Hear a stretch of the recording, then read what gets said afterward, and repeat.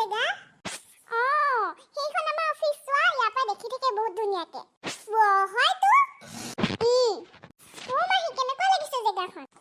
বহুত ধুনীয়া লাগিছে মানে ইমান ধুনীয়া জেগা ৰিংকি কেনেকুৱা লাগিছে জেগাটো